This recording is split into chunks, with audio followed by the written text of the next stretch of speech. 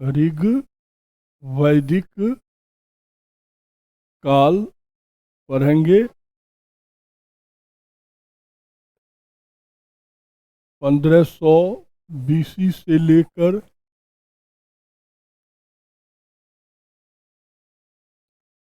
1000 BC तक।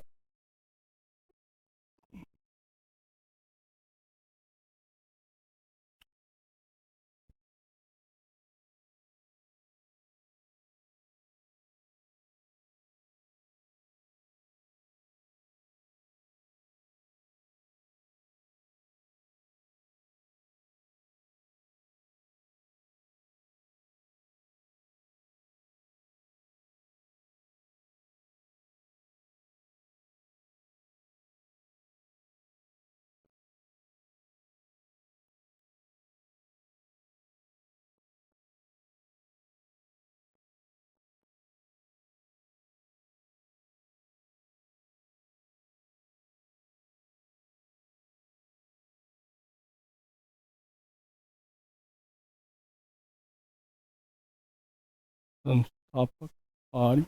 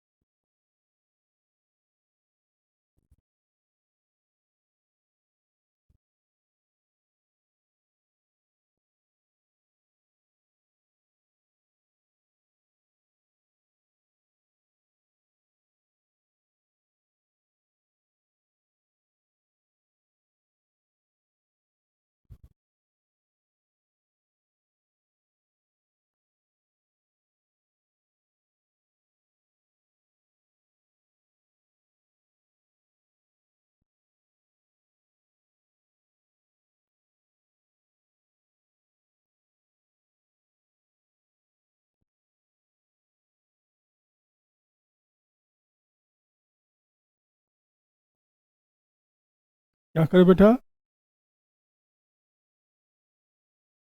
आर्य कौन था? भाषाई शब्द है। आर्कटिक प्रदेश।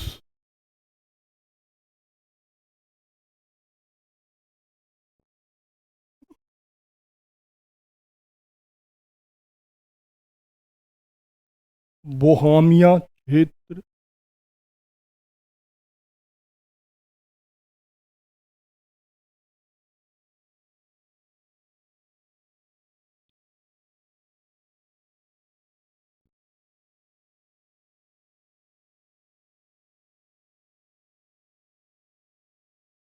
लिख लिए? ठीक है। देखो, सबसे पहले तो अपना प्रश्न ही खड़ा होता है कि नाम इसका क्यों पड़ा। ठीक है, तो सिंपल सा उत्तर है, इसके अध्ययन का जो स्रोत है वो क्या है? वैदिक साहित्य। क्या है? वैदिक साहित्य। इसलिए इसका नाम क्या पड़ा? वैदिक सभ्यता।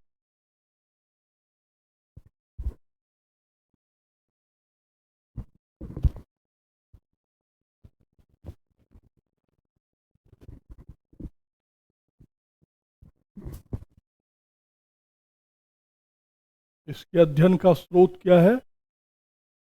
वैदिक साहित्य। इसलिए इसका नाम क्या पड़ा? ऋग्वैदिक काल। अब देखो,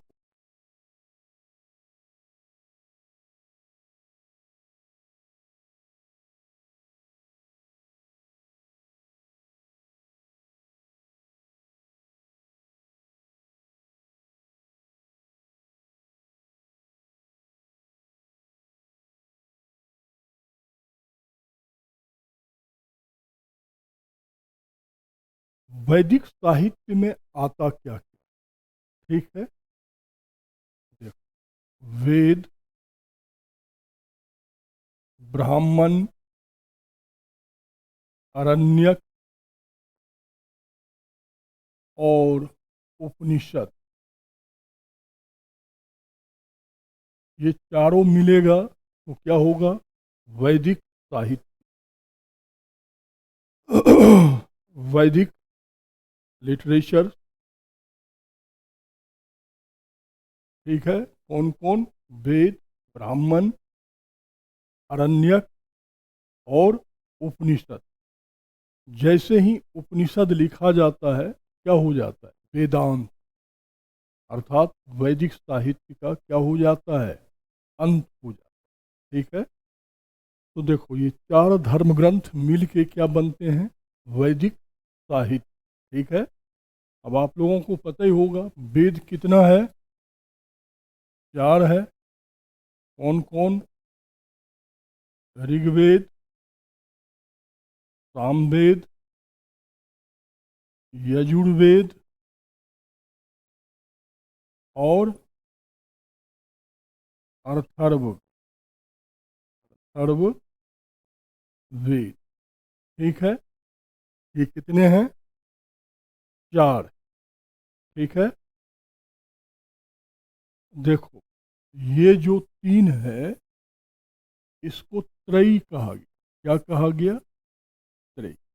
अर्थात ये तीनों वेद जो है वो कब लिखा गया? ऋग्वैदिक काल में। ठीक है, और अथर्ववेद कब का है? उत्तर वैदिक काल। ठीक है ना, इसीलिए इसको क्या कहा गया? त्रयी कहा।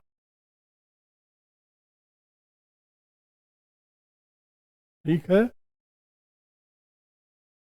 अब देखो, वेद को क्या कहा जाता है?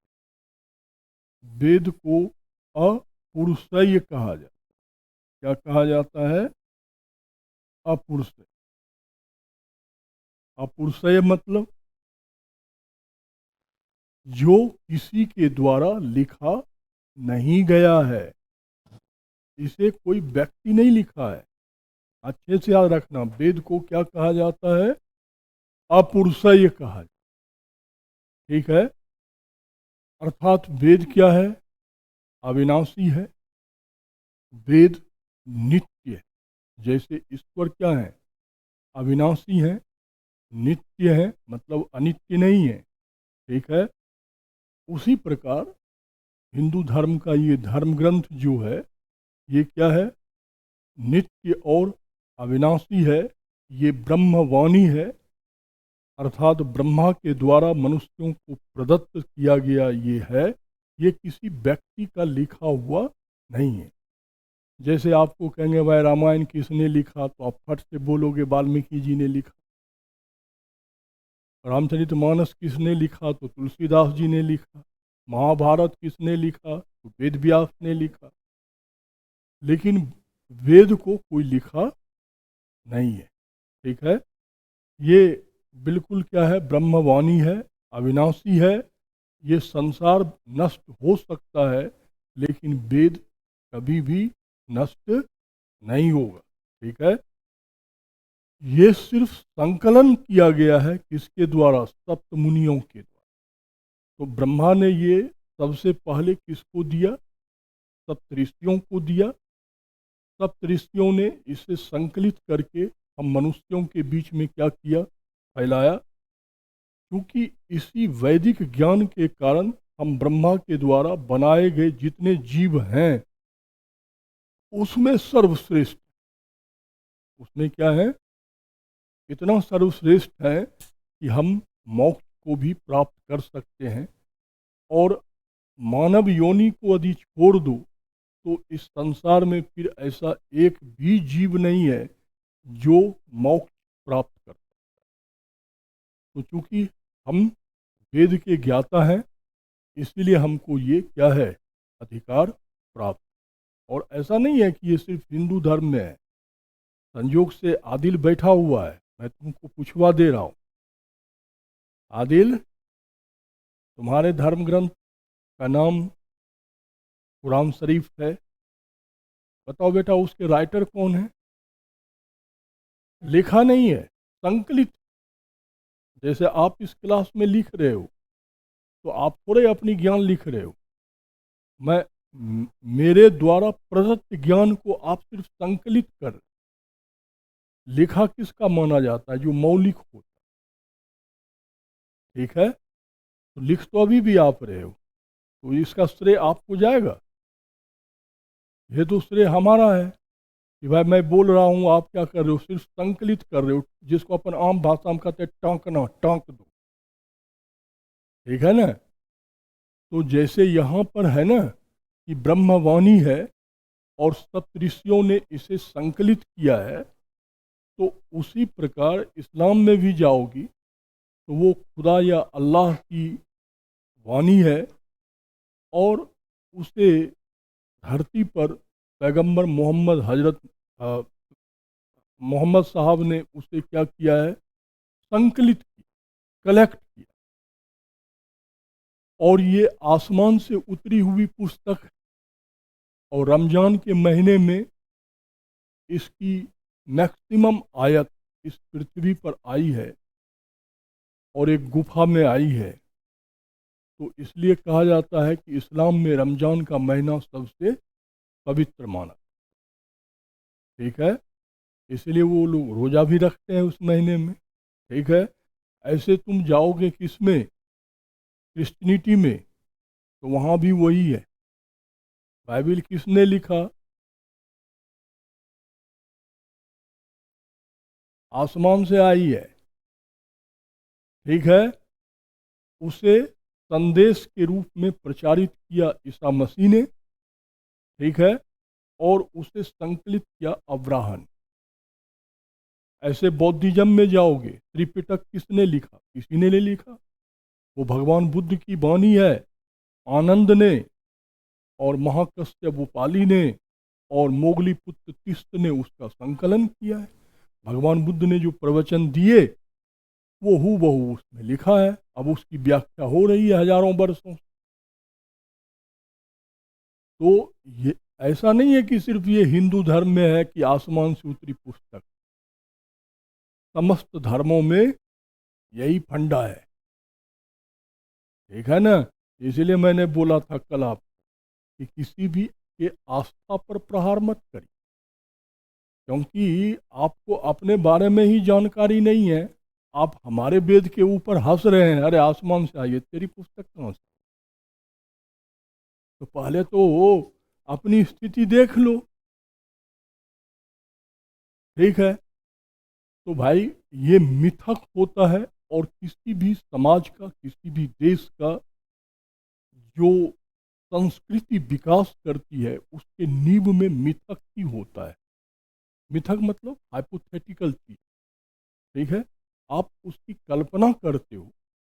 ठीक है, और कल्पना करने के बाद ही वो यथार्थ रूप में आता है। ठीक है ना? इसीलिए इसको क्या कहा गया है, अपुरुषेय, अर्थात जो किसी भी व्यक्ति के द्वारा लिखा गया नहीं है। इसमें देखो बेटा, सबसे महत्वपूर्ण कौन है? ऋग्वेद। ठीक है, ऋग्वेद में कुल 1028 मंत्र। कितने मंत्र हैं? 1028 मंत्र है। और ध्यान देना, इसमें 10 मंडल है। क्या है? 10 मंडल। 10 मंडल मतलब चैप्टर, जिसको अपन लोग सामान्य भाषा में क्या कहते हैं, चैप्टर। उसी को यहाँ पर क्या कहा गया है? मंडल। ठीक है। इस 10 मंडल में पहला मंडल, 9वां मंडल और 10वां मंडल क्षेपक है। क्षेपक मतलब कमेंट है, मतलब ये ओरिजिनल ऋग्वेद का हिस्सा नहीं है। बाद में लगता है उत्तर वैदिक काल वगैरह में किसी ने इसमें क्या कर दिया है, जोड़ा है, ठीक है। लेकिन दूसरे से लेकर 8वां मंडल जो है वो क्या है, ओरिजिनल है, वो रियल ऋग्वेद का क्या है, हिस्सा है, ठीक है। तो इसमें जो चारों वेद है इसका अलग अलग इंट्रोडक्शन महत्वपूर्ण है।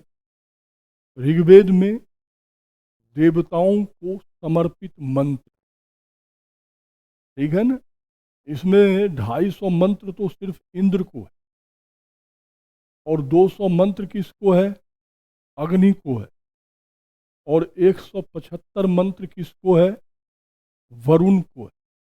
तो 250, 200, 450 और 250, तो 750 मंत्र तो सिर्फ 3 ही देवता को आ जाता, बाकी 2, 4, 5, 10 अन्य सारे देवी देवताओं को क्या है, समर्पित, ठीक है। जो सामवेद है वो कुछ नहीं है, वो यथार्थ में यहीं से संगीत का जन्म क्या होता है, संगीत का जन्म होता है। ये सब अच्छे से रखना भाई, पूछता है। वास्तव में ऋग्वेद गद्यात्मक है, ठीक है, और ऋग्वेद का ही पद्य है क्या, सामवेद। सामवेद में मात्र 15 मंत्र ही अलग है, बाकी 1028 मंत्र वही है। अंतर इतना ही है कि वो गद्य में है, ये किस में है, पद्य में, ठीक है। और जो संगीत का जो पहला अक्षर आप सीखते हो, स्वर, सारे ग म प ध नी सा, वो सबसे पहले यहीं पर क्या हुआ है, वर्णित हुआ। अब देखो यजुर्वेद जो है इसमें यज्ञ के विधि का वर्णन, कि भाई अपन लोग जो पूजा पाठ करते हैं, जो यज्ञ करते हैं, अब तो उतने बड़े बड़े यज्ञ नहीं होते हैं, राजसूय यज्ञ, वाजपेयी यज्ञ है, अश्वमेध यज्ञ, अब तो छुटल्ले यज्ञ होते हैं 10 मिनट वाली। तो इन सारे यज्ञ की विधि कहाँ दी हुई है, यहीं पर, ठीक है। और अर्थर्व वेद का मतलब होता है पवित्र जादू। क्या होता है, पवित्र जादू। जो आप हिंदू धर्म में जादू टोना वगैरह देखते हो ना, हैं, वो काला जादू, पीला जादू, लाल जादू, हरा जादू, भूत पकड़ना, प्रेत पकड़ना, भूत निकालना, हाँ वो सब यही है, ठीक है। वो जितना भी नौटंकी जो काम होता है, नहीं परीक्षा नहीं पास कर रही है, कोई बात नहीं, तू टेंशन मत ले, बांध लेना गले में, काम हो जाएगा, ठीक है। तो ये यही है, कहाँ, अर्थर्ववेद में, ठीक है ना। तो जितनी भी बुरी चीज का समावेश होना चाहिए वो अर्थर्ववेद। अब भाई देखो, हमें मालूम नहीं है तो हम कह देते हैं बुरी चीज, लेकिन ये जादू टोना सब अंधविश्वास है, और अंधविश्वास का कभी भी समर्थन नहीं करना चाहिए। पढ़े लिखे लोगों हो सकता है ये इफेक्टिव हो, नॉन इफेक्टेड हो, हमें उससे कोई लेना देना नहीं, लेकिन कभी भी समाज को या व्यक्ति को ये कभी भी प्रमोट नहीं करना चाहिए कि ये अच्छा चीज, ठीक है, ये कभी भी अच्छा चीज नहीं होता। इस संसार में जिसको जो मिलना है वो कर्म से ही मिलेगा। मंत्र तंत्र से मिलने लगता तो सब तो भारत का प्राइम मिनिस्टर ही बन जाता, नहीं, सच्चाई है। तो वो एंड वेंड सी बातें हैं, ठीक है। और अब तो इसके जानकार भी नहीं है, अब तो पूरा ठग की विद्या यही है, ठीक है ना। तो इसमें जादुई शक्तियों का क्या है, वर्णन है, ठीक है। अब देखो, ये है ऋग्वेद, ये है यजुर्वेद, ये है सामवेद, ठीक है। ऋग्वेद का जो पाठ करता है वो होत्री कहलाता है, ये अधर्वयु कहलाता है, और ये उद्गात्री कहलाता है, ठीक है। ये गा है बेटा। ऋग्वेद को पढ़ने वाला जो ब्राह्मण होता है वो क्या कहलाता है, होत्री। और यजुर्वेद को पढ़ने वाला ब्राह्मण क्या कहलाता है, अधर्वयु, ठीक है। और सामवेद को पढ़ने वाला ब्राह्मण क्या कहलाता है, उद्गात्रु, उद्गात्री, ठीक है। अच्छे से लिखना।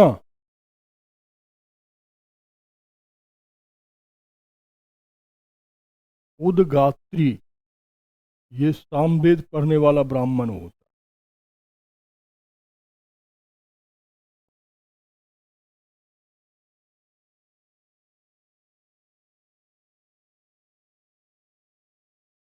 वो लिखा हुआ है अधर्वयु। सब अंधेरे में बैठा हुआ है, ना एक का हमको मुंह दिख रहा है, ना इन लोगों को ब्लैक बोर्ड दिख रहा है।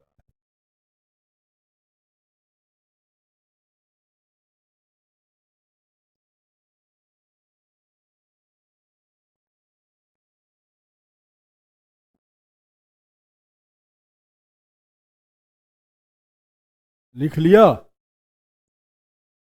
ठीक है बेटा, लिख लिया तो बढ़िया है।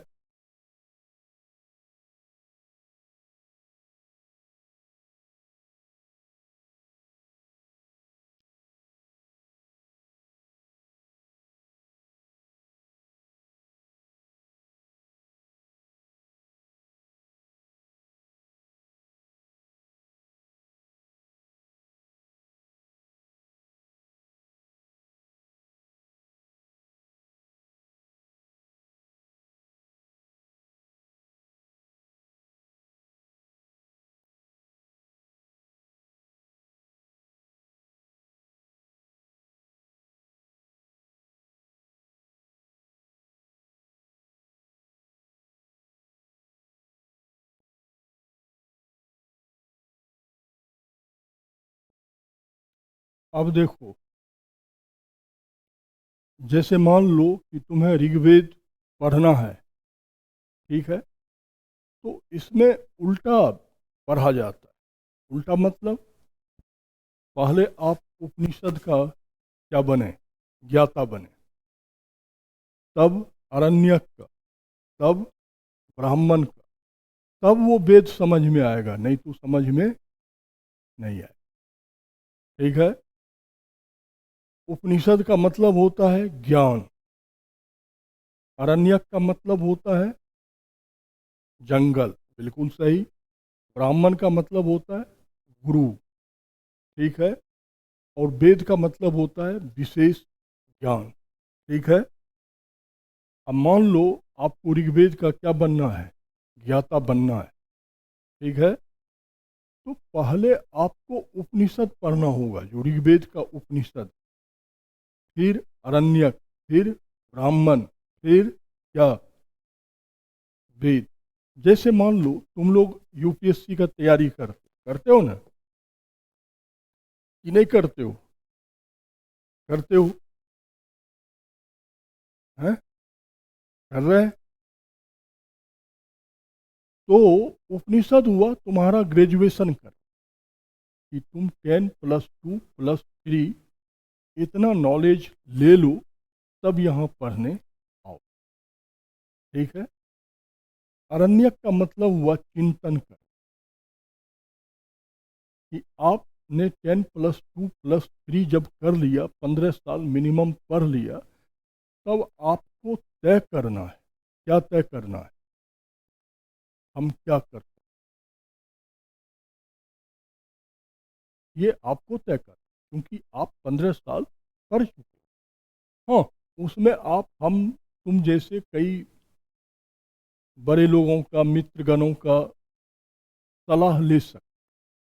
ठीक है। तो अरण्यक का मतलब होता है चिंतन, एकांत में। अब ये नहीं कि इन भाई साहब ने कहा कि तुम ये परीक्षा दे दो तो आप देने चले जाओ, तो भाई साहब के कहने से पास नहीं होगा। आप स्वयं चिंतन। ब्राह्मण मतलब गुरु। आपने जो लक्ष्य तय किया है, उस लक्ष्य को पार करने के लिए हमें कौन शिक्षक सहायक होगा। ठीक है।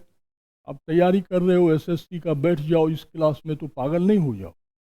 या इस क्लास का बच्चा यदि एसएससी वाली क्लास में जाके जीएस पढ़ने लगे, यही हिस्ट्री पढ़ा, अब तक खत्म था वैदिक काल, वहाँ खत्म हो जाता, तो आपको लगेगा यार हमसे तो मजाक कर रहा है ये। तो हर का क्या होता है। या मान लो हम ही को एसएससी क्लास में पढ़ाने भेज दूँ, तो मैं टीचर हूँ, पढ़ा तो दूंगा ही, लेकिन तब भी ऋग्वैदिक काल कम से कम 1.5 घंटा तो पढ़ा ही दूँ, कितना भी कम करूँगा। और तुम में कितना भी कम करूँगा तो 5 घंटा तो लग ही जाएगा, देखना। और ऑप्शनल में आओगे तो 10 घंटा लग जाएगा। और क्वेश्चन तीन ही रहेगा। यहाँ तो अब तक में 10 क्वेश्चन हो चुके, ऑप्शनल में क्वेश्चन तीन ही होगा। और ये कहाँ से आए, एक प्रश्न ये रहेगा, दूसरा प्रश्न रहेगा ऋग्वैदिक काल की विशेषता, और तीसरा प्रश्न रहेगा उत्तर वैदिक काल की विशेषता। यही तीन में से एक आना है, चाहे आईएएस का दो चाहे पीसीएस का दो, लेकिन तीन में कम से कम 3 या 9, माने 10 घंटा तो लगा ही है। चीजें वही है। ठीक है। तो भाई आपको तय करना है कि मेरे लक्ष्य तक मेरा कौन शिक्षक वहां पहुंचाएगा। शिक्षक का चयन करना भी ज्ञान कहलाता। अब भाई बात हुआ ने है पेट में दर्द, पहुंच गए सर दर्द वाला डॉक्टर के पास, तो आपका बीमारी कभी मिटेगा? नहीं मिटेगा ना, वही वाली। ठीक है ना। और तब आप उस वेद का क्या हो जाएंगे, अर्थात तब आप यूपीएससी क्वालिफाई हो। ठीक है। अब देखो, जैसे ऋग्वेद है तो इसके ब्राह्मण का नाम है ऐतरेय ब्राह्मण और कौशिकी ब्राह्मण। ठीक है। इसके अरण्यक का नाम भी यही है, ऐतरेय एंड कौशिकी। आप लोग पूरा लिखोगे। और इसके उपनिषद का नाम भी ऐतरेय उपनिषद और कौशिकी उपनिषद। ठीक है। अब यजुर्वेद है। ठीक है। और यजुर्वेद का ब्राह्मण है तैत्तिरीय ब्राह्मण और शतपथ ब्राह्मण। इसके अरण्यक का नाम वही है, तैत्तिरीय और शतपथ। ठीक है। बट इसके उपनिषद का नाम है कठोपनिषद।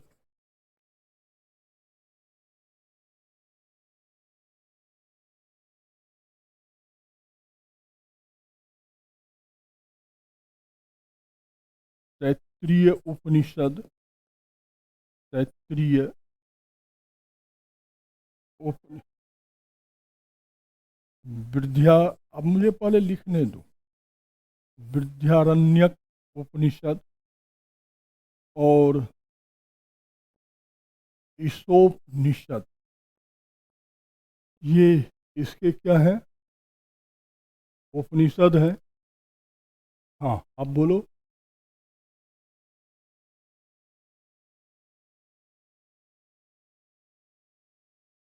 सब में अलग अलग होगा ना। एक है कैसे हो जाएगा? एक है 108 उपनिषद। कितने उपनिषद हैं? तो नाम अलग अलग है, और वो अलग अलग वेद से क्या है संबंधित। आपने अभी पढ़ा कि हर वेद का ऑब्जेक्टिव अलग अलग है, तो उसके समझने की विधि भी क्या है, अलग अलग है। अब देखो, सामवेद है,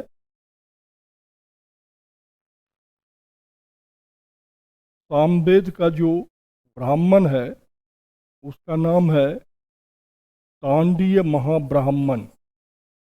तांडीय महाब्राह्मण और जैमिनीय ब्राह्मण।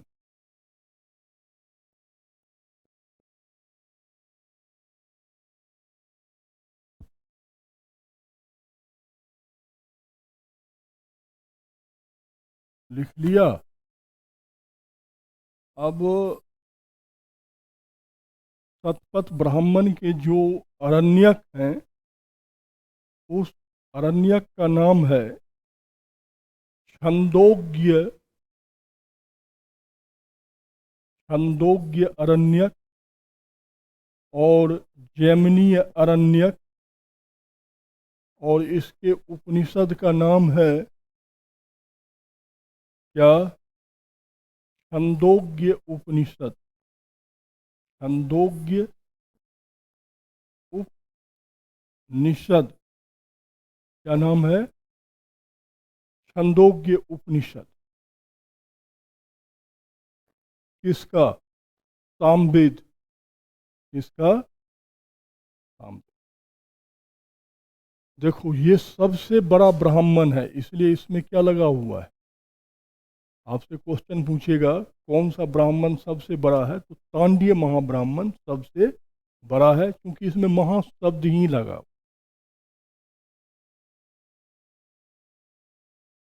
लिख लिया बेटा? अब लिखिए, अथर्ववेद का जो ब्राह्मण है उसका नाम है गौपत, और इसका अरण्यक नहीं है।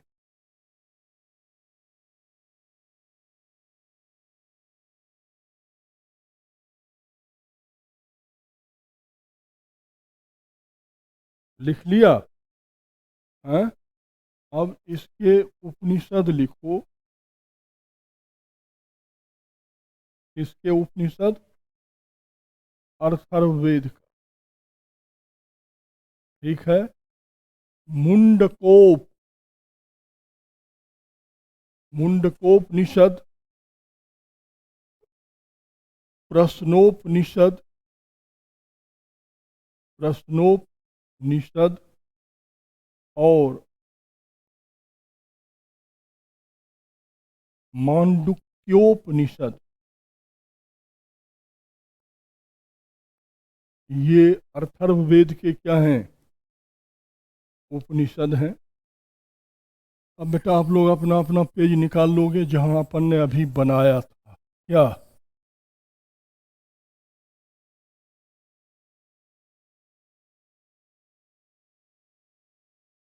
निकाल ली?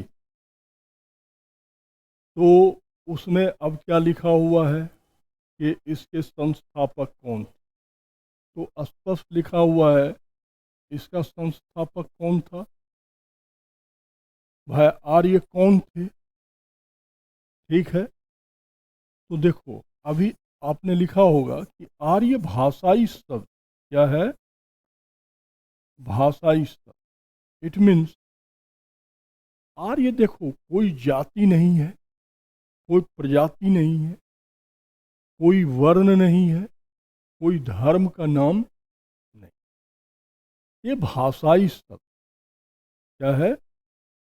भाषाई। जैसे हम और आप एक दूसरे से मिलते हैं, और मान लो यार अभी तो अपन लोग एक रिश्ते में बंधे हैं, नमस्ते सर, नमस्ते बच्चे, ठीक है।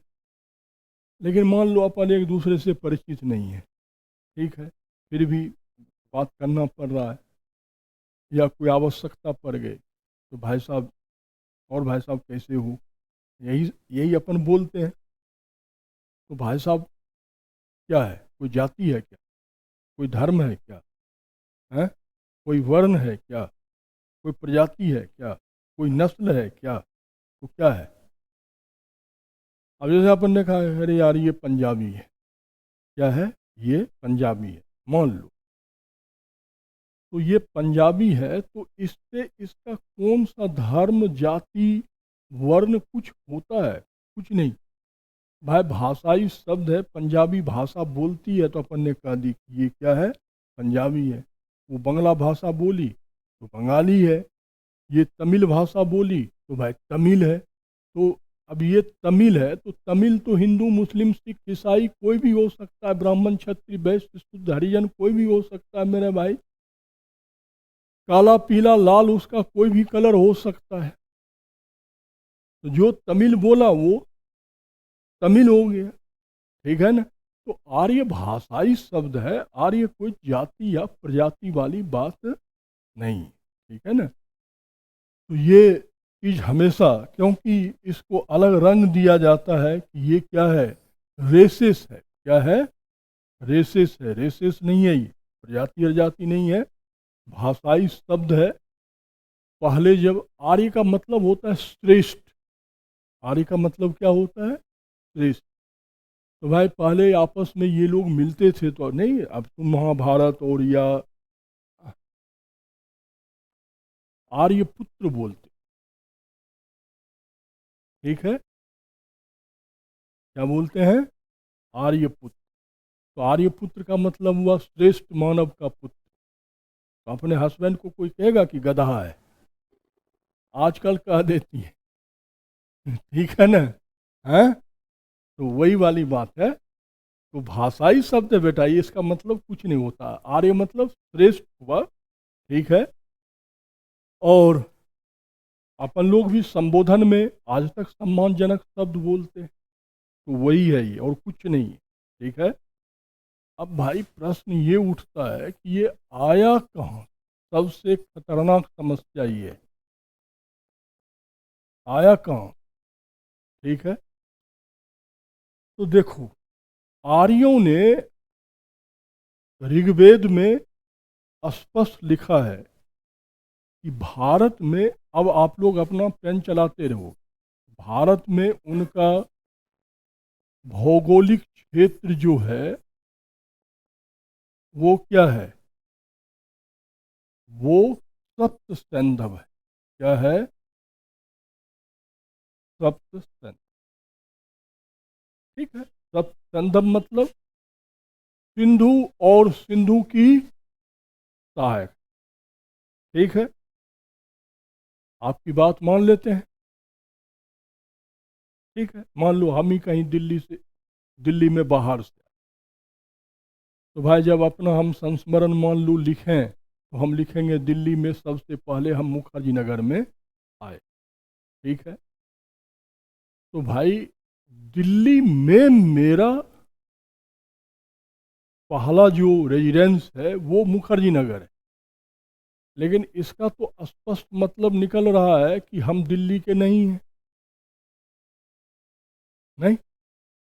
यदि हम ही लिख रहे हैं कि दिल्ली में मेरा पहला घर कहाँ है, मुखर्जी नगर है, तो इसका मतलब हम कहीं से आए,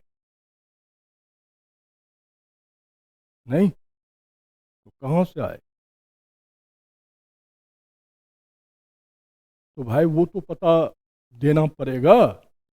इसलिए अपन लोग देखते दो दो एड्रेस होता है, एक परमानेंट होता है और एक क्या होता है, करस्पॉन्डेंट होता है। तो भाई मुखर्जी नगर करस्पॉन्डेंस हुआ, परमानेंट कहाँ है, हाँ भाई जहाँ है, अच्छी जगह है। तो उसी प्रकार आर्यों ने क्या किया,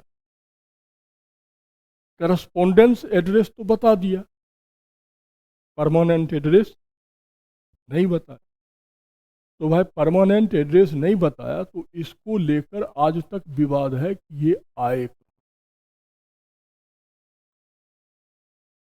हो गया वही वाला सिंधु घाटी सभ्यता वाला कार्यक्रम शुरू, ठीक है।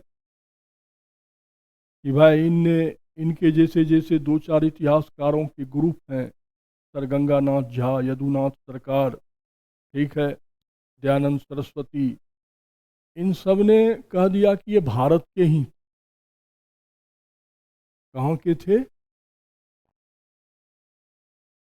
अब भारत में भी कोई कह रहा है कि तिब्बत का था, तो कोई कह रहा है मुल्तान का था, तो कोई कह रहा है मध्य भारत का था, तो कोई कह रहा है बिहार में गया का रहने वाला था।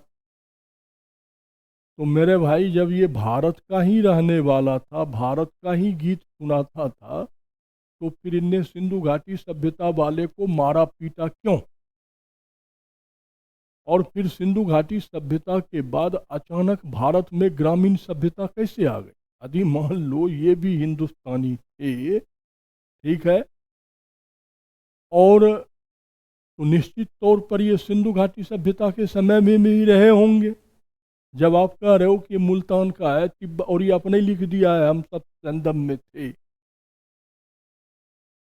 मेरे भाई फिर अचानक महलों को छोड़कर झोपड़ी में, फिर स्टेबल लाइफ को छोड़कर कबीलाई लाइफ, मौद्रिक अर्थव्यवस्था से आप अचानक गाय पालन में चले गए। ठीक है, उस समय आपको लिपि का ज्ञान था, अब लिपि आप भूल गए।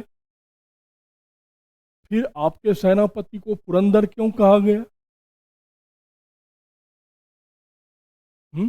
और भारत में हर जगह विस्तार करने में आपको यहाँ के मूल निवासी के साथ संघर्ष करना पड़ा है, जिसका वर्णन से ऋग्वेद भरा हुआ है। आपने हजारों युद्ध यहाँ लड़े हैं। तो इसका मतलब है कि आप यहाँ के नहीं हैं, आप कहीं बाहर से आके इस सब संदर्भ क्षेत्र में टपके हैं। ठीक है, तो ये भारत वाला कॉन्सेप्ट तो पचने लायक नहीं है। ठीक है, अब देखो, अब बाल गंगाधर तिलक आते हैं। कौन आते हैं? नाम सुने होंगे।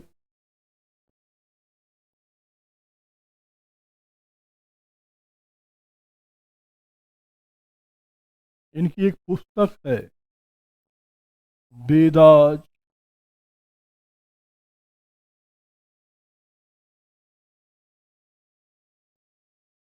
Home to Arctic.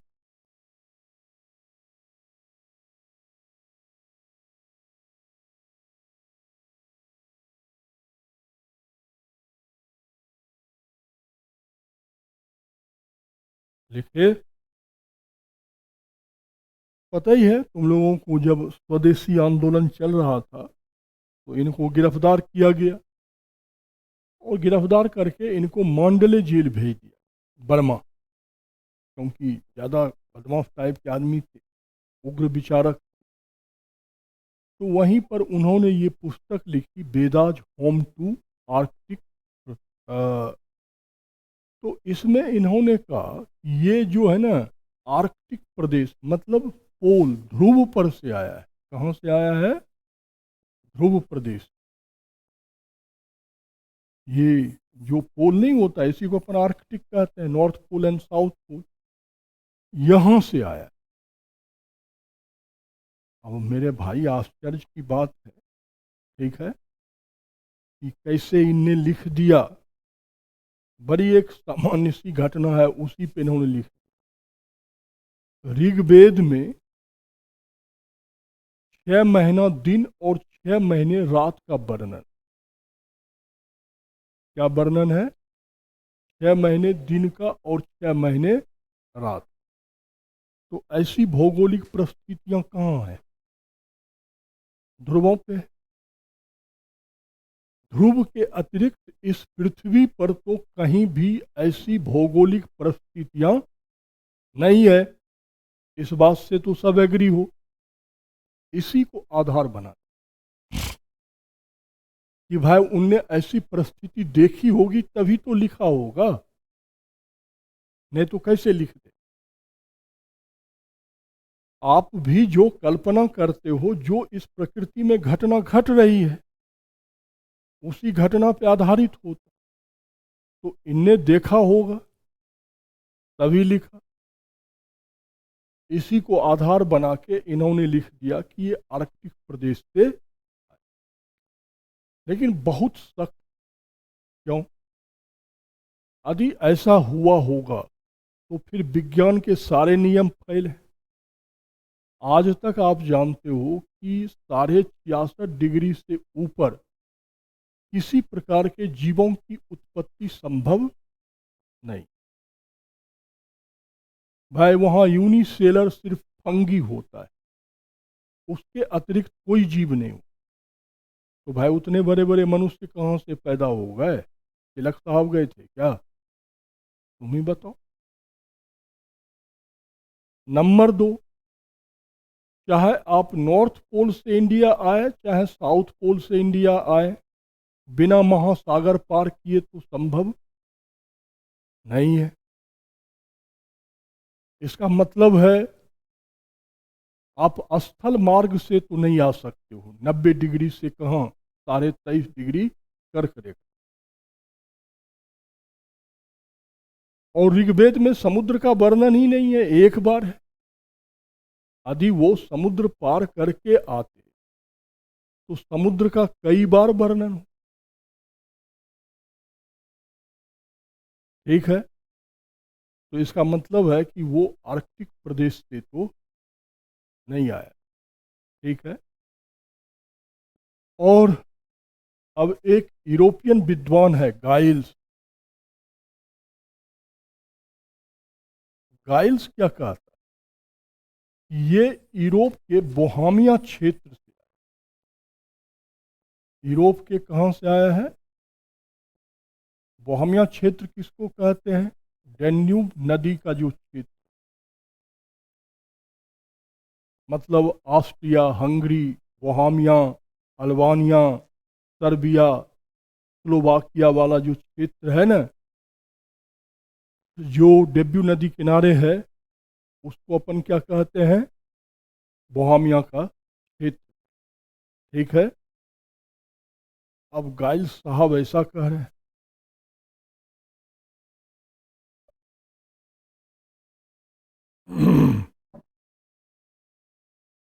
कि भाई ये कहाँ से आया? डेब्यू नदी घाटी से। अब आया है तो इनमें इन्होंने सिमिलरिटी दिखाई, एक भाषाई सिमिलरिटी, और दूसरा क्या दिखाई इनने? वनस्पति सिमिलरिटी। ये दो सिमिलरिटी दिखाई इनने। भाषाई सिमिलरिटी मतलब जैसे आप रोमन है, रोमन भाषा जो है, लैटिन है, ग्रीक है और संस्कृत, इसके शब्दों में सिमिलरिटी। मातृ मदर, भ्रातृ ब्रदर, ऐसे हजारों शब्द हैं जिसमें क्या है? सिमिलरिटी। माने यूरोप की जो प्राचीन भाषा है, रोमन, ग्रीक, लैटिन, और भारत की जो संस्कृत है, उसमें कई शब्द हूबहू एक जैसे, या वही जैसे मैंने कहा मदर, मातृ, थोड़ा इससे अंतर आ रहा है। तो इसका सीधा मतलब है कि दोनों में कुछ ना कुछ तो सिमिलरिटी है। सही बात। और दूसरा चीज क्या है? दूसरा चीज है वनस्पति। ऋग्वेद में जिस जिस वेजिटेशन का नाम, वेजिटेबल का नाम लिखा हुआ है, उसमें से बहुत सारे वेजिटेबल जो है वो डेब्यू नदी में भी के क्षेत्र में मिलता है। लेकिन इस दो सिमिलरिटी के आधार पर हम ये नहीं कह सकते हैं कि आर्य यूरोप से यहाँ। क्यों? जहाँ तक भाषाई साम्यता है तो वो होगी, आगे तुम समझ जाओगे। वो एक ही परिवार के हैं। जैसे हम ये दोनों भाई हैं, लड़ाई हुई, लड़ाई नहीं हुई या जीविकोपार्जन पर प्रभाव पड़ा, तो एक ने कहा कि भैया हम ज़्यादा पढ़े हैं, हम उधर जाते हैं, आप गांव वाली जो ज़मीन जायदाद है उसमें से कमाओ खाओ। तो ये वहीं एनआरआई बन के गया, वहीं रच बस गया, उस इसका वंश वहीं रह गया, मेरा वाला यहीं रह गया, वही हुआ है। ठीक है ना। तो उस समय जो ज़्यादा पढ़े लिखे थे वो इधर रह गए, जो मूर्ख थे वो उसको बाहर भेज। ठीक है ना। वो मूर्खों का देश था यूरोप। अब ना वो कहता है कि मैं क्या हो गया, विद्वान हो गया। जहाँ तक वनस्पति की बात है तो मिलेगी बेटा, ये भी सप्त संदव का क्षेत्र है, जलोढ़ मिट्टी का क्षेत्र है। वो भी डेब्यू नदी घाटी क्षेत्र है, तो वो भी जलोढ़ मिट्टी का क्षेत्र है। तो जब मिट्टी एक ही जैसा है तो फिर उसमें वेजिटेबल कौन अलग होंगे। ठीक है ना। तो ये तो ये सामान्य सी घटना। तो इस दो घटना पे हम ये नहीं कह सकते हैं कि आर्य कहाँ से आए, यूरोप से आए। अब एक जर्मन विद्वान है, उनका नाम है पेंका। क्या नाम है? पेंका। पेंका ने कहा कि ये जर्मनी से आया। कहाँ से आया है? और इसने सिमिलरिटी सिर्फ एक बताया, भूरा बाल। क्या बताया? भूरा बाल। यही भर सिमिलरिटी ये बता पाए। अब ये क्या है? अब देखो, आप इनने कहाँ से लिया? आपने पतंजलि का नाम सुना हो, सुने हो? कहाँ? बाबा रामदेव के मुंह। हाँ, अब तू सही बोली। नहीं तो आजकल तो लोग बोल देता है सर पतंजलि कौन, बाबा रामदेव। ठीक है ना। ये ईसा के तीसरी माने मौर्य काल का जब पतन होता है और शुंग वंश रहता है, उस समय ये भारत में थे। और इनकी एक महान पुस्तक है, महाभाष्य। पुस्तक का नाम क्या है? ये पाणिनि का व्याकरण है, अष्टाध्यायी, उसी का कमेंट। ठीक है। तो इसी महाभाष्य में उन्होंने ये भूरे बाल का वर्णन किया। ठीक है। उस समय शासक, मगध का शासक कौन था? पुष्यमित्र शुंग। और वो ब्राह्मण था। उसके पहले मौर्य थे। मौर्य जो थे, अशोक के समय में ही बौद्ध धर्मावलंबी हो गए। मौर्य के बाद भी वो बौद्ध ही रह गए। तो अंतिम मौर्य सम्राट बृहद्रथ की हत्या करके उसका सेनापति पुष्यमित्र शुंग जो है वो शासक। वास्तव में उसके हत्या के पीछे कारण है, और उसके हत्या के पीछे कोई ये कारण नहीं है कि वो बौद्ध था, ये हिंदू था। हमारे पश्चिमोत्तर सीमा पर यवनों का आक्रमण शुरू हो, और मौर्य सम्राट बृहद्रथ जो था वो उन बर्बर आक्रमणकारियों के पास बौद्ध दूत मंडल भेजता था, उसे जाकर अहिंसा का शिक्षा दो। अब वो यार क्या वो अब बताओ मैंने कितना मूर्खतापूर्ण बात है। और इसी के परिणाम स्वरूप भारत के पश्चिमोत्तर हिस्से में हिंद यवन का शासन स्थापित हो गया। तो अब लगने लगा कि पूरा भारत ये बर्बाद कर, इसीलिए उसकी हत्या की गई और पुष्यमित्र शुंग शासक बना। और शासक बनने के बाद उसने यवनों को 2 बार, कितना बार हराया? और उसके हराने के उपलक्ष्य में उसने अश्वमेध यज्ञ किया। कौन अश्वमेध यज्ञ? जो अपन पुराणों में, महाकाव्यों में या अभी वेदों में अपन सुनते थे, पौराणिक कथाओं में, उसे ऐतिहासिक रूप से पुनर्जागृत किया। किसने? पुष्यमित्र शुंग ने, उसके पहले भारत में, ठीक है भाई, मैं कह रहा हूँ कि वो महाभारत में भी लिखा है, रामायण में भी लिखा है, तो वो उसमें लिखा है, इतिहास में पहली बार लिखा है। तो इसने एक नहीं, दो दो अश्वमेध यज्ञ, तो उसमें एक अश्वमेध यज्ञ का वर्णन पतंजलि के महाभाष्य में, और एक अश्वमेध यज्ञ करने में हजारों ब्राह्मण लगते थे, क्योंकि वो टेक्निकल यज्ञ है, वर्षों का वर्षों तक होते रहता है कि भाई घोड़ा पूछ के छोड़ दिया जाएगा, पूरी आर्यावर्त घोड़ा दौड़ेगा, कोई राजा पकड़ लिया तो उससे युद्ध होगा, घोड़ा जब लौट के आ जाएगा तब क्या होगा, यज्ञ संपूर्ण होगा, तब तक यहाँ पर आहुति डलते रहेगा। तो इसमें हजारों ब्राह्मणों की जरूरत। तो पुष्यमित्र शुंग लिखता है कि उन हजारों के हजार ब्राह्मणों के बाल भूरे थे। क्या थे?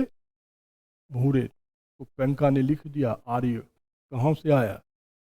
जर्मनी से आया, क्योंकि जर्मन लोगों का बाल क्या होता? भूरा होता। तो भाई जर्मनी भी तो आर्य ही है। हिटलर को तो इसी पर विश्वास था कि हम आर्य हैं, इसलिए हिटलर के सेना का देखते हो राज के चिन्ह क्या है? स्वास्तिक चिन्ह। क्या है? और जबकि वो सिंधु घाटी सभ्यता में भी मिला है, और वैदिक सभ्यता का तो आर्यों का पहचान ही है स्वास्तिक। तो भाई हिटलर ने उसी बल पे वो युद्ध कर लिया, द्वितीय विश्व युद्ध, कि हम आर्यों के संतान हैं, हम सर्वश्रेष्ठ हैं, इस संसार पर हम ही को शासन करने का क्या है अधिकार। निपटा दिया पूरे दुनिया। अलग बात है कि अपने भी निपट गया, लेकिन हिला के रख तो दिया। तो पेंका ने लिख दिया कि भाई ये क्या है, वो जर्मनी से आए। क्यों? तो भाई आर्यों में सबसे शुद्धतम रक्त किसका है? ब्राह्मणों। हम सब आर्य हैं, लेकिन अपन लोग वो वाली हैं, क्रॉस वाली। ठीक है? इसलिए देखोगे भारत में सिर्फ 3% लोगों का ही ब्लड ग्रुप माइनस, और 97% लोगों का ब्लड ग्रुप क्या है? पॉजिटिव। तो पॉजिटिव होने का मतलब है आप में RH प्लस है, और निगेटिव होने का मतलब है आप में RH नहीं है। तो वो 3% जो ब्लड अपने यहाँ माइनस है, वो सिर्फ मैक्सिमम 100 में 99 तो ब्राह्मण ही हो, या 99.99 का। इधर में जितने हो वो सब पॉजिटिव निकलो, सब के सब क्या निकलोगे? पॉजिटिव। एक आधा निगेटिव हो जाए धोखे से, वो अलग बात। तो ये वैज्ञानिक फैक्ट, क्योंकि ब्राह्मणों ने कभी भी अपने में क्रॉस नहीं होने दिया। तो क्रॉस नहीं होने दिया तो उसकी शुद्धता क्या है? बनी रही। हालांकि अब कितनी बनी रही, अब एक ये भी चर्चा का विषय है, लेकिन खैर मैं पहले कहता हूँ, मैं किसी ऐसी चीज़ों पे चर्चा करने से बहुत बचता हूँ, क्योंकि ऐसी चर्चा सुनने के लिए छाती में क्या होनी चाहिए? भाई दम होनी चाहिए। ठीक है? तो भाई अब पेंका ने इसी को आधार बना लिया, और उसने कह दिया कि भाई ये जर्मनी से आया। जब हजारों के हजार ब्राह्मणों के बाल क्या हैं? भूरे हैं, और वो आर्यों की शुद्धतम नस्ल हैं, तो भाई ये जर्मनी से आया। लेकिन अब कई ब्राह्मणों के बाल काले हैं। ठीक है ना? अब उनने मेहंदी एहंदी लगा लिए होंगे, भूरे हो गए होंगे। अरे इतनी बड़ी चीजों का श्रेय सिर्फ बाल के रंगत पे आप नहीं दे सकते। तो फिर ये आया। ठीक है? अब उत्तर तो एक उंगली का है, मध्य एशिया से। कहाँ से आया? PCS का परीक्षा का इतना ही ताकत। अब यूपीएससी में समस्या है, यूपीएससी क्या लिख दे देगा? आर्य मध्य एशिया से भारत आए, ठीक है, इसके निम्न प्रमाण दिए हैं, निम्न में से कौन सत्य है, उत्तर कूट में चयन करें। अब जितना तुम पढ़े हो ना, उतनी तो, जितनी तुम किताबों में, नोट्स में, मटेरियल में पढ़ी हो, उतने तो प्रश्न ही बन गए। वहीं पर पसीना निकलने लगता है भाई, आज जितना पढ़े थे वो तो सब प्रश्न ही बन गया, अब उत्तर कहाँ जाए। अब बार बार कूट पढ़ो, ठीक है, पसीना बहाओ, अब आखिर कुछ होना है नहीं, राम राम राम राम सी।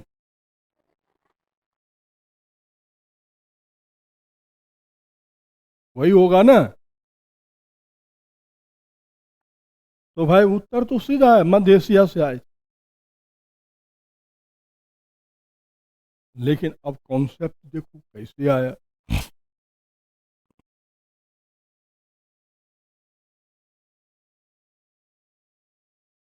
यूपीएससी में यही है कि आपको फैक्ट भी आना चाहिए और आपको, हाँ, तभी वो हिलेगा। और जिसका ये दोनों चीज पे पकड़ हो जाता है ना, उसका तो पहला ही अटेम्प्ट में निकल जाता है, तब बचता क्या है। अब देखो इसके पीछे जो है,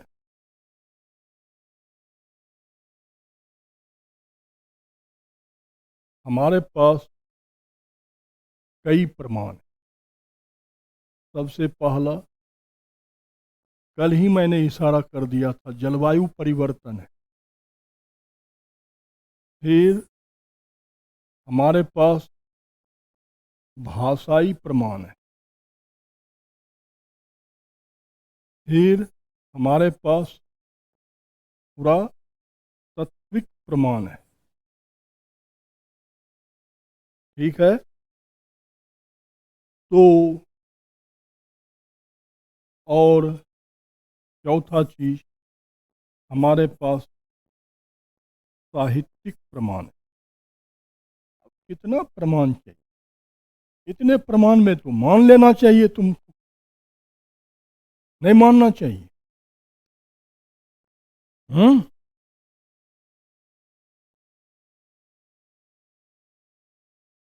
तो चलो अब देखो, जलवायु में तो परिवर्तन होता है हर 2 4 5 साल, और इसका जीता जागता उदाहरण तो तुम भी अब देखने लगे। कहाँ देखने लगे? अच्छा ये बताओ, दिसंबर जनवरी फरवरी में इतनी बारिश होते दिल्ली में कभी देखे थे? शायद बचपन से ही तुम लोग दिल्ली में हो, नहीं हो? नहीं, अपन तरफ से जाते। हाँ, यहाँ बारिश होती है लौटती हुई मानसून से, तो दिसंबर जनवरी में 1 आध 2 दिन कभी हो जाती। लेकिन यहाँ तो सप्ताह में 2 दिन धूप। अब कल जब तुम लोगों का 2 बजे छुट्टी दी, बाहर धूप, और 4 बजे दूसरी क्लास बाहर करके निकले, अब मेरे भाई तो दूसरी क्लास जाने में सोचना पड़ा कि कैसे। ये मानसूनी समय में हो सकता है, बट आप बताओ ऐसे समय में होना हो सकता है? तो जलवायु परिवर्तन तो देख रहे, जिस क्षेत्र में बारिश नहीं होती थी, अब ये हमारा आदिल साहब बैठे हुए हैं, सुल्तान है ये औरंगाबाद और कहाँ का, आदिल शाही क्षेत्र का, ठीक है ना। अब आदिल साहब से पूछो, पिछले साल अप्रैल से जो बिहार में बारिश शुरू हुआ, वो अक्टूबर तक। इसका मतलब है तुम लोग अपने, अपन लोग अपनी आंखों से देखेंगे कि 2 4 साल में अपने को फसल चक्र परिवर्तित करना, क्योंकि इतनी बारिश हो रही है तो दलहन और तेलहन तो हो। आपको याद होगा पिछले साल, मैंने 2020 या 2021 फरवरी तक तुमने सरसों का तेल खरीदे होंगे 100 रुपया लीटर, और अभी खरीद रहे हो कितना? इस बार खरीदोगे 400। फसल ही नहीं हो।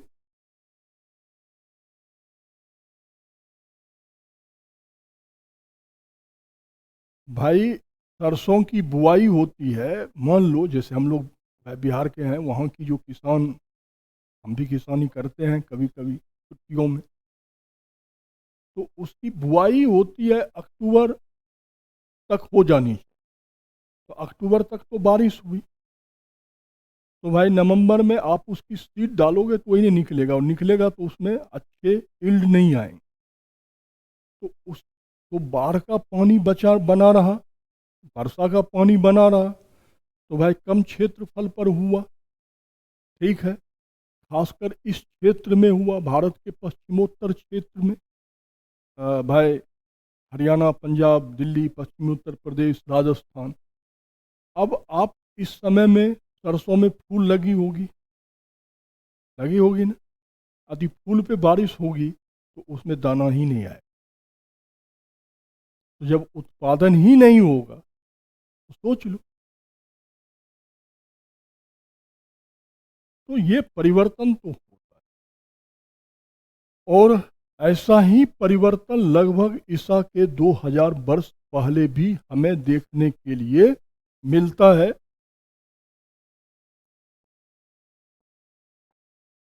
देखो बेटा, ये तिब्बत का पठार है। ठीक है, ये ट्रांस हिमालयन क्षेत्र है, काराकोरम, लद्दाख, जॉस्कर। ये अपना ग्रेट हिमालयन क्षेत्र है। ये मिडिल हिमालय है।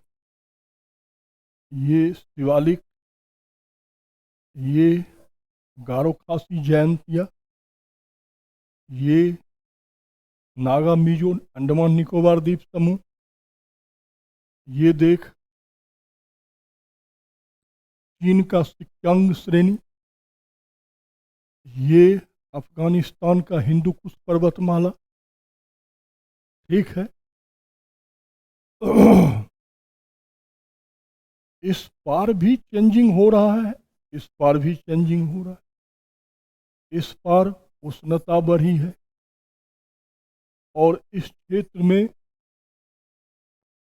शीतोष्ण। ठीक है, तो ये साइबेरिया का मरुस्थल है, ये क्या है? थार का मरुस्थल है। अब बड़ी सामान्य सा रूल रेगुलेशन है। क्या इधर भी आपने देखा कि कालीबंगन जैसे जैसे कई शहर निपट गए, तो यहाँ भी प्रभाव पड़ेगा। ठीक है, अब स्वाभाविक है कि यदि ये ग्रेट हिमालय नहीं होता तो भारत का ये हिस्सा, जो उत्तर हिस्सा देख रहे हो ना, ये भी ठंडा क्या होता, मरुस्थल होता। साइबेरिया वाला इसको भी बर्बाद कर, वो तो हिमालय इसको रोक कर इसे गर्म प्रदेश बना दिया। ठीक है, तो जब यहाँ तक प्रभाव आ सकता था तो मध्य एशिया में तो आया हो। तो मध्य एशिया में क्या होगी? शीतोष्ण क्षेत्र होगी। अब यहाँ पर पशुपालक कबीलाई समाज, भाई मध्य एशिया में तो मध्यकाल तक कबीलाई समाज, चंगेज खान क्या थे, तुर्क मुसलमान क्या थे, तुर्क मुसलमान इस्लाम ग्रहण करने के पहले यही कबीलाई लोग। चंगेज खान कौन था, तैमूर लंग कौन था, सब तो ये कबीलाई लोग ही। और वो गौ पालन और घोड़ा पालन, मध्य एशियाई घोड़ा में फेमस थे, उसी कारण वो भारत में सफल हुए युद्ध में। तब भी हुए थे और मध्यकाल में भी हुए थे। इस्लाम के आक्रमण का भारत में सफल होने के बहुत सारे कारणों में से एक कारण है अच्छे अस्त्र। क्योंकि वह घोड़ा होने से क्या होगा, सेना की गति तेज होगी। तो ये पशुपालक समाज था। अब शीत ऋतु बढ़ गई, काल लंबा हो गया, बर्फबारी होने लगी तो क्या होगा, जो घास का मैदान है ना वो श्रिंक हो जाएगा, कम हो जाएगा। और समाज शास्त्र का ये नियम है कि मनुष्यों के जीवों को पार्जन पर जब प्रतिकूल प्रभाव पड़ता है तो वो पलायन कर। भाई आज ही देखिए, बिहार, यूपी, बंगाल, यहाँ के लोग बहुत ज़्यादा भारत में इधर उधर बिखरे हुए कमाई करते। क्यों? वहाँ पुरता नहीं है। नहीं तो किसको शौक है अपना घर द्वार छोड़ के दूसरे के यहाँ जाने।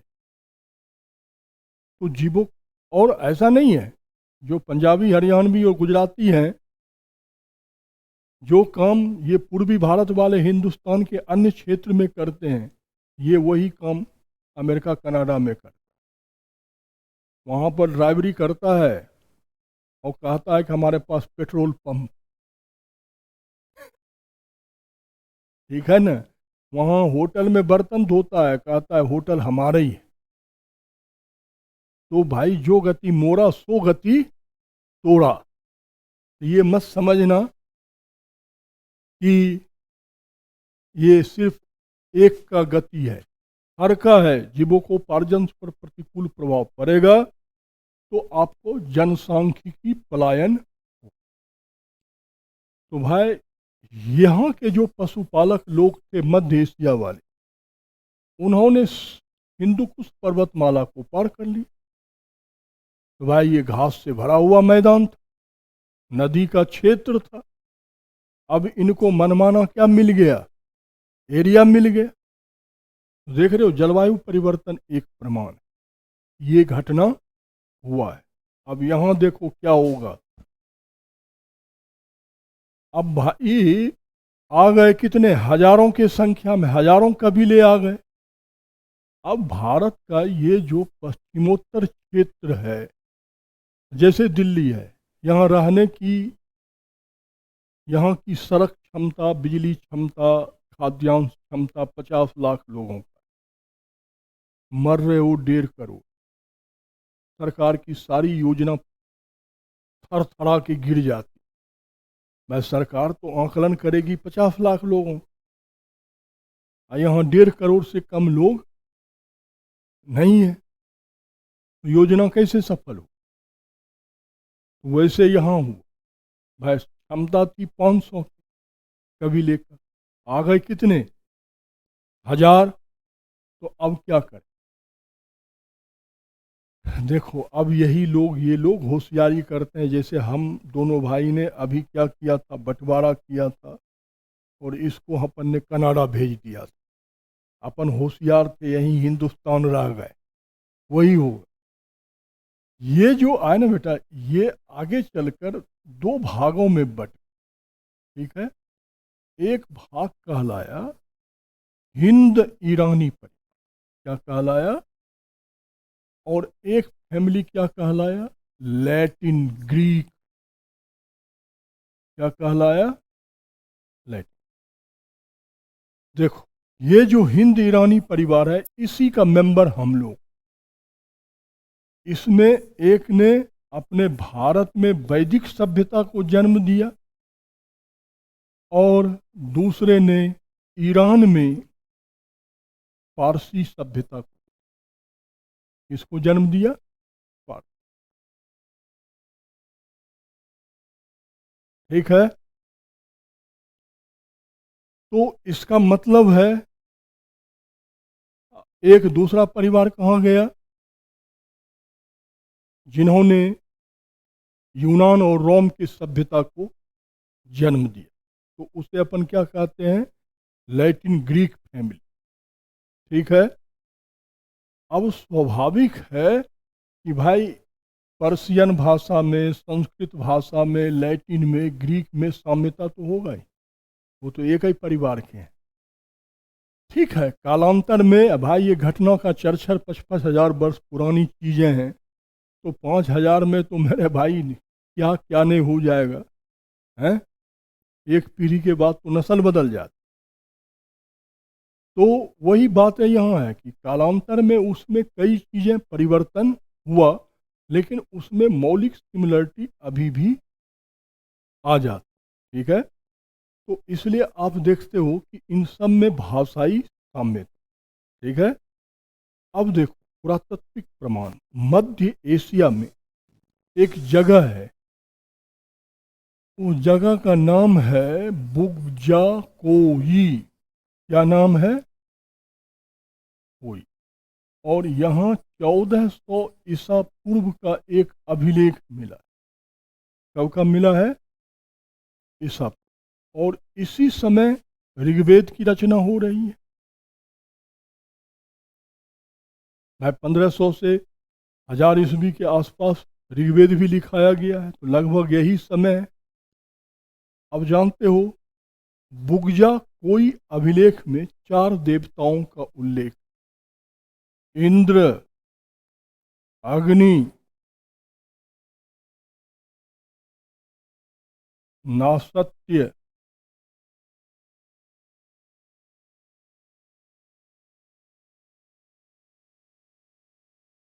इंद्र, अग्नि, नासत्य और वरुण। और किसका नाम है? ये नाम का उल्लेख कहाँ है? बुग्जा कोई कहाँ है? मध्य एशिया। ठीक है, और उस समय ऋग्वेद में भी ये चारों देवताओं का नाम का उल्लेख हो रहा है। हो रहा है ना? तो इसका मतलब है कि मध्य एशिया में रहने वाले और जो वहाँ से भारत में आए आर्यजन, भाई वो एक ही परिवार के क्या थे? मेंबर थे। कालांतर में भाई मध्य एशिया में इस्लाम का प्रचार प्रसार हुआ, वो संस्कृति ध्वस्त हो गई। जय श्री राम हो।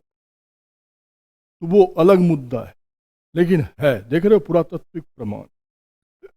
इसी प्रकार का एक प्रमाण हमें मिला है तेल ए अर्मन। ये भाई मिस्र में है। कहाँ है? और यहाँ पर ये शिलालेख है जिसमें सुदास, दिवोदास, तुर्वस, ठीक है, ऐसे राजाओं के नाम लिखे हुए। कहाँ? तेल ए अर्मन वाली में। और उसी समय ऋग्वेद भी लिखा रहा है। ऋग्वेद में भी तो इसी राजा का नाम लिखा है। इसका दिवोदास का, सुदास का, तुर्बस का, अर्जुनायन का, योधेय का। और वही सारे शब्द कहाँ लिखे हुए हैं? तो इसका मतलब है कि लैटिन ग्रीक फैमिली जो पश्चिम की ओर बढ़ रहा है, तो एकमात्र स्थल खंड मिस्र ही है जो एशिया और यूरोप को क्या करता है? स्थलाखंड से जोड़ता है। तो ऑफ कोर्स ये उस रास्ते से गया होगा। ठीक है, तो भाई उस समय तो ज़्यादा दिन छूटना नहीं हुआ था, 100-200 बरस ही हुआ था। तो दोनों के नामों में क्या थी? सिमिलरिटी थी। लेकिन इन फ्यूचर चीज़ें क्या हो गई?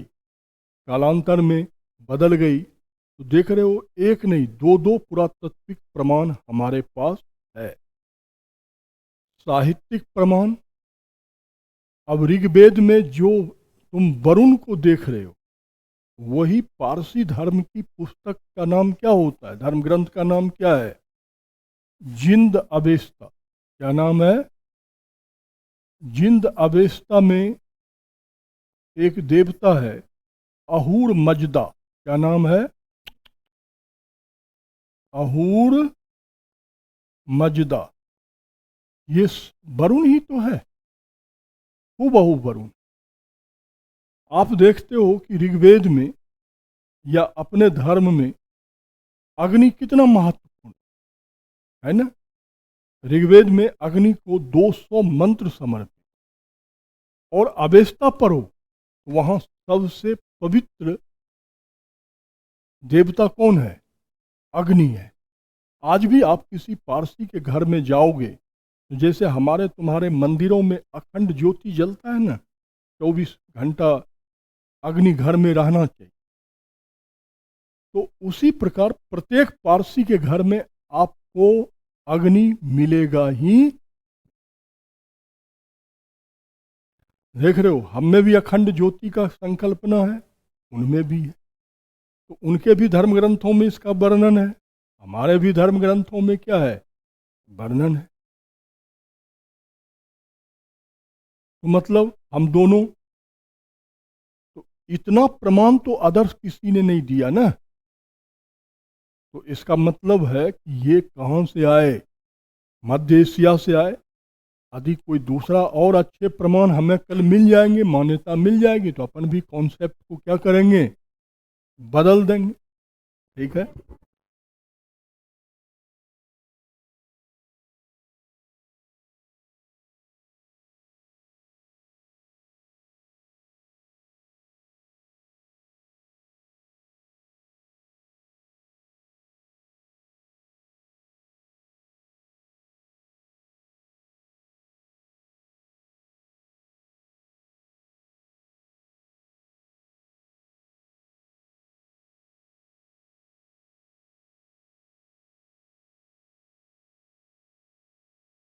अब देखो बेटा, विशेषता देखनी है ना,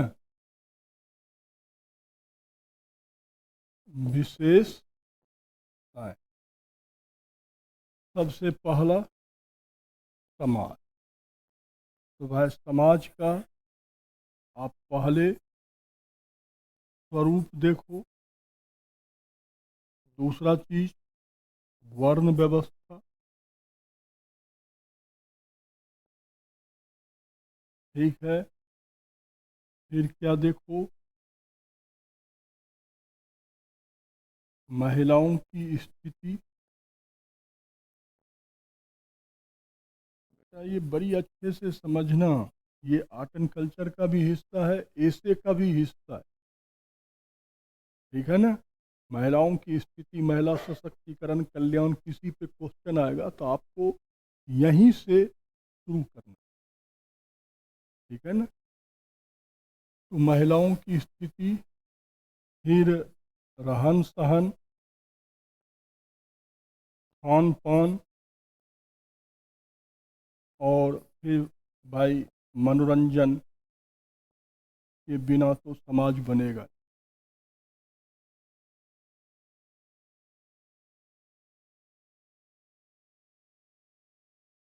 अब इतने सारे प्रश्नों का उत्तर दे दो, फैक्ट में ले लो, फ्री हो गया, और उसे सेंटेंस में लिख दो, क्या हो गया, मेंस। और क्या। और इसका तीसरा उपयोग और है, पेपर फर्स्ट में ही एक टॉपिक है इंडियन सोसाइटी। तो इंडियन सोसाइटी का शुरुआत भी कहाँ से होगा, सिंधु घाटी सभ्यता के समाज से। फिर वैदिक समाज, फिर ग्रोथ करते करते आप कहाँ आओगे, आधुनिक समाज। ठीक है। तो इसके कई जगह उपयोग हैं। उस उपयोगिता को देखते हुए आपको कंसंट्रेशन लेवल बढ़ाना है। ठीक है ना, ऑनलाइन नहीं पढ़ना है, जब ऑफलाइन लग रही। ठीक है बेटा, देखो इसका स्वरूप क्या है, पितृसत्तात्मक।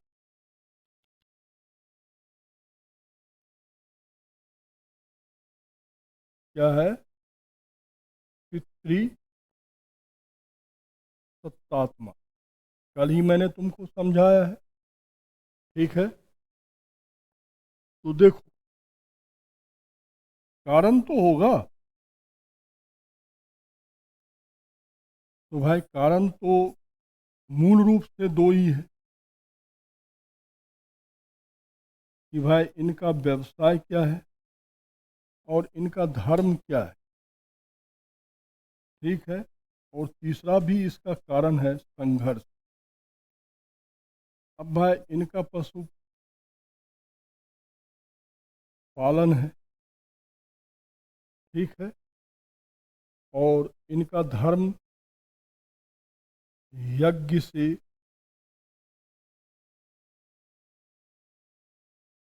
ब्रह्मांड की उत्पत्ति।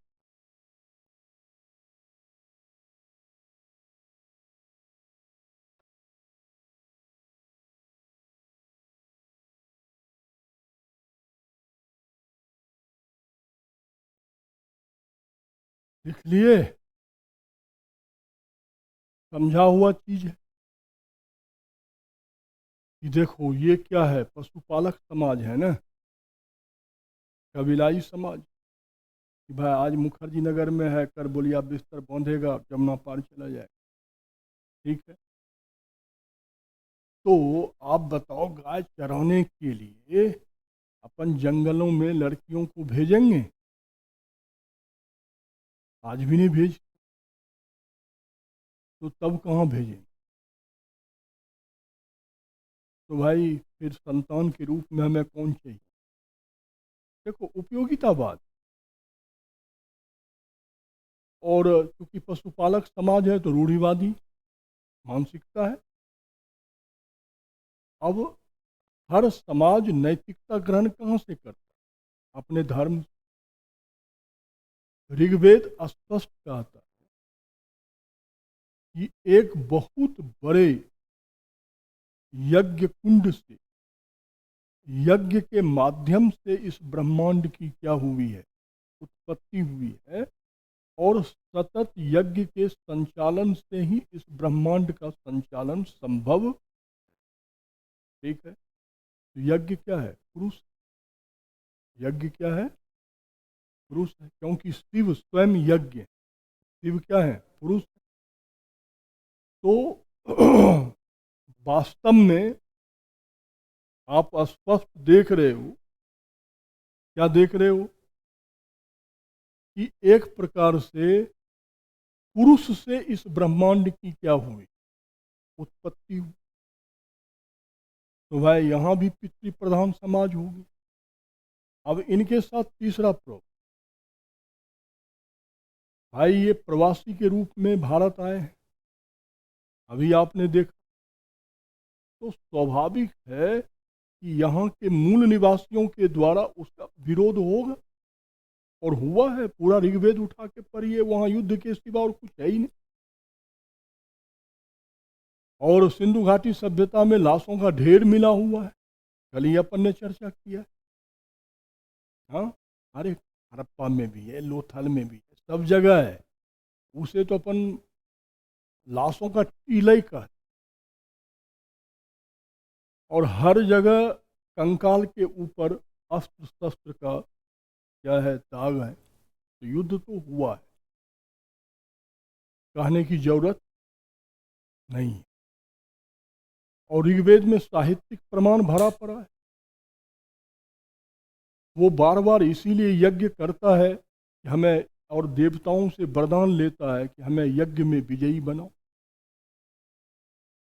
तो भाई युद्ध के लिए लड़का चाहिए कि लड़की चाहिए? अब आजकल के युग के अनुसार नहीं बोली, हाँ आजकल तो दोनों युद्ध कर सकते। ठीक है, लेकिन जिस समय की हम चर्चा, और आज भी कितना भी लड़की पहलवान हो जाए, लड़का थोड़े, उसे फ्रंट युद्ध पे कभी भी नहीं भेजा जाए।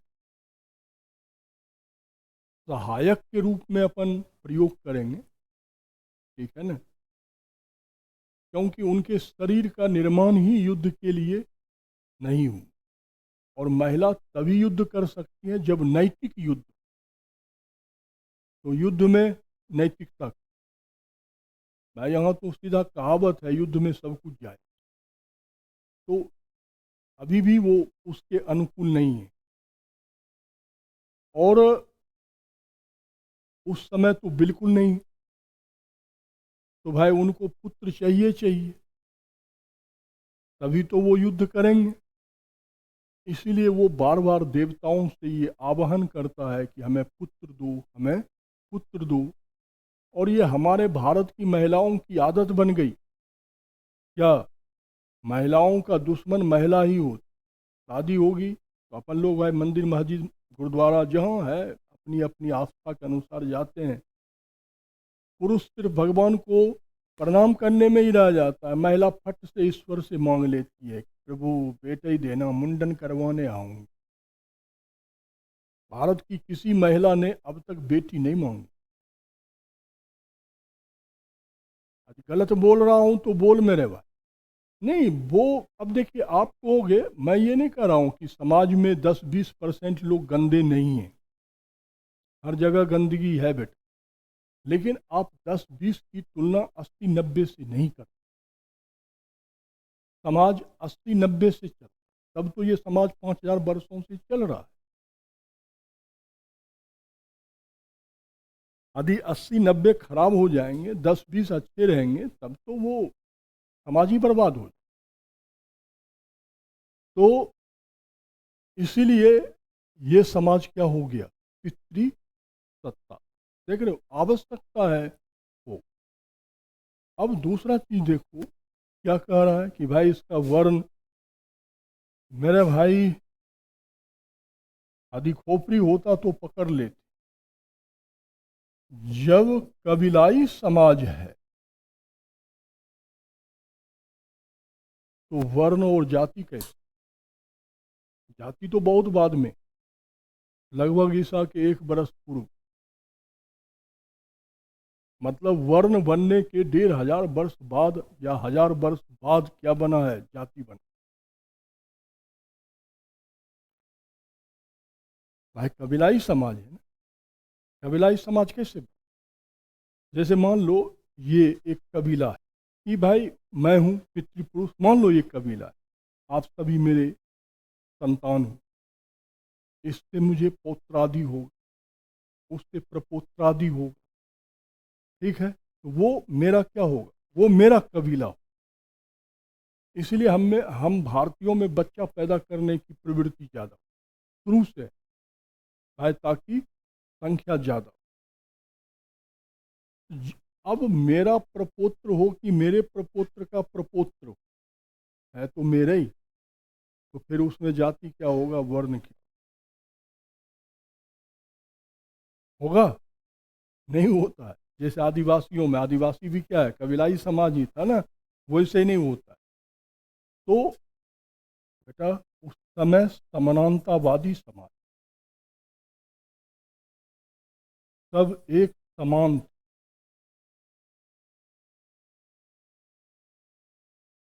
ये जो आजकल एंड बेंड देख रहे हो, वर्ण जाति उपजाति, ये सब बाद की कमाई है अपने लोगों।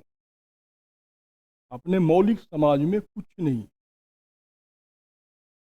ये है आपका रियल सोसाइटी। यहाँ जाना है, हम यहाँ जाएंगे, अपने आप हमारी सारी समस्याएं क्या होगी। इसीलिए कहा जाता है, दयानंद सरस्वती ने आपको कहा था, वेद की ओर लौट, समस्या अपने खत्म होगा। इंग्लिश मीडियम से समस्या समाप्त नहीं होगा। बट ऋग्वेद के 10वें मंडल में, ऋग्वेद के 10वां मंडल के पुरुष सूक्त, इसमें पुरुष सूक्त में सबसे पहली बार वर्ण व्यवस्था का वर्णन आया। यहीं आया है, इसके ऋग्वेद के 10वें मंडल के पुरुष सूक्त में सबसे पहले वर्ण व्यवस्था का क्या आया है, वर्णन आया है। बात भी है ना कि चांद में भी दाग होता है, यहां भी दाग लग गया। कैसे? है तो ऋग्वेद का ही हिस्सा, लेकिन वो तो हम और आप जैसे जब ज्ञान अर्जित कर लेते हैं तब न बाइफरकेट कर देते हैं कि सर आप ही तो बताए थे कि पहला 9वां 10वां क्या है, चेपक। तो ऋग्वैदिक काल में तो वर्ण व्यवस्था नहीं है, लेकिन उत्तर वैदिक काल में आ गई। ठीक है, तो उस समय समानतावादी समाज।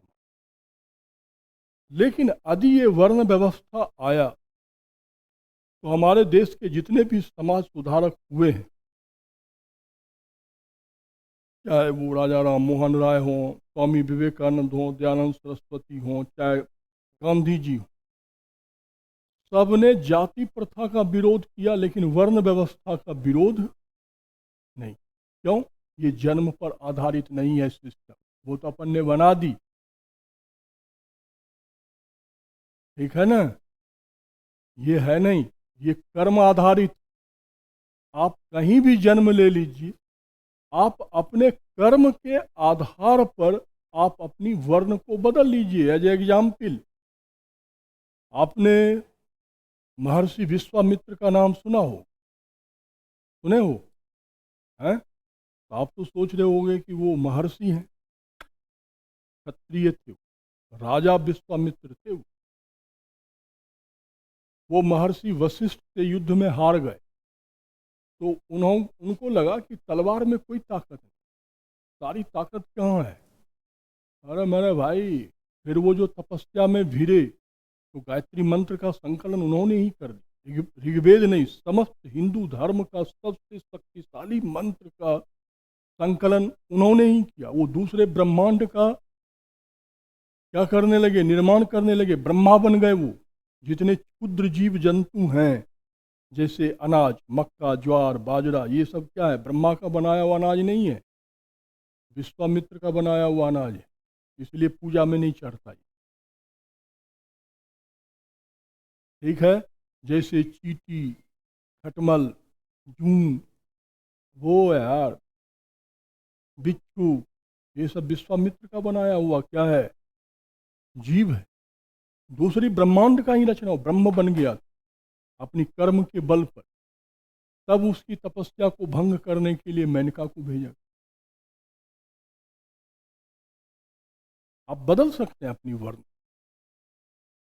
आप अभी महर्षि वशिष्ठ का नाम ले रहे हैं, कौन है वो?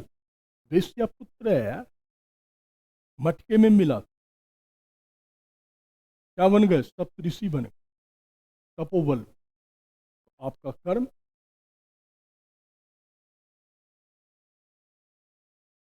हाँ, बिल्कुल सही उदाहरण दी। अरे रुके, ऐसे ऐसे करने लगे। वाल्मीकि जी को लो, ये सही उदाहरण दी। आप जान रहे हैं वाल्मीकि समाज कौन है? अच्छे से जान रहे हो, ठीक है? लेकिन बड़ा बड़ा ब्राह्मण मंदिरों में उनकी मूर्ति बैठा के पूजा करता, अपने कर्म के बल पे बदल। और कर्म क्या, राम भी नहीं बोल पाते थे, मरा मरा बोलते।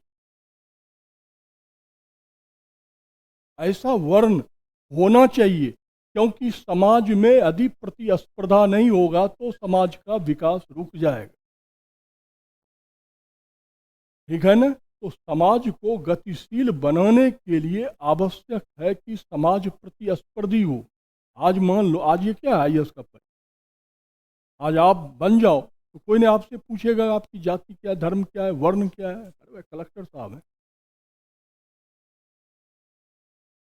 यदि ये सारी परीक्षाओं को हम वापस ले लें तो समाज में प्रतिस्पर्धा नहीं होगा। अरे ऐसा नहीं है कि अपन को दाल रोटी की कोई कमी है, फिर भी ये क्यों बनना चाहते हैं? सामाजिक प्रतिष्ठा को अर्जित करने। दाल रोटी कमाने के लिए तो फिर ये नौकरी मत करो। अरे मैं नौकरी बता देता हूँ, 10,000 5,000 रोज कमाओ, और 5,000 पर डे मध्यम वर्गीय के लिए बहुत इनफ। अब वो आपको वो पेट में वो क्या कहते हो, कुंभकर्ण समा गया है, तब तो कोई उपाय नहीं है। लेकिन एक, क्या बेटा गलत बोल रहा हूँ? यदि 5,000 डेली अपनी कमाई हो तो मध्यम वर्गीय को इससे ज़्यादा नहीं चाहिए। लेकिन फिर भी यहाँ अपन कष्ट झेल रहे हैं, तो क्यों झेल रहे हैं? तो समाज प्रतिस्पर्धी होनी चाहिए। चलो अब कल तो फिर यहीं से शुरू करना पड़ेगा।